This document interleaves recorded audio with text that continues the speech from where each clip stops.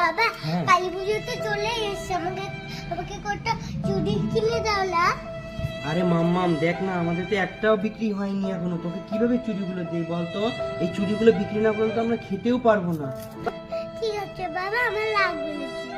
মা চুড়িওয়ালা আসছে, আমাকে চুড়ি কিনে দাও না। চুড়িওয়ালা আসছে? হ্যাঁ। কোথায়? ওই যে। চল দেখি। চুড়ি লাগবে, চুড়ি। মা আমার এই সব চুড়ি লাগবে। সব চুড়ি লাগবে? হ্যাঁ। আচ্ছা ঠিক আছে, কালী পুজো তো চলে এসছে, তাহলে সব চুড়িই কিনে দিই। সব চুড়ি কত করে? এখানে 500 টাকার মতো হবে, 500 টাকা দিতে হবে সবগুলো চুড়ি। সব চুড়ি 500 টাকা হয়ে যাবে? হ্যাঁ। আচ্ছা ঠিক আছে, সব দিয়ে দাও মাম্মা, সব নিয়ে নাও। আর এই যে নাও তোমার 500 টাকা। এই তুই চুড়ি কিনে দিয়েছিস, চুড়ি নিয়ে কোথায় যাচ্ছিস? শোন শোন, আরে কোথায় যাচ্ছিস? বুনু, কালী পূজার উপলক্ষে তুমি এই চুড়িগুলো পরো না। ওয়াও, আমি চুড়ি পরবো। থ্যাংক ইউ দিদি। চুড়ি পরবো এবার। ইয়ে। আম্মা তুই এই কাজ করলি? বাহ বাহ, খুব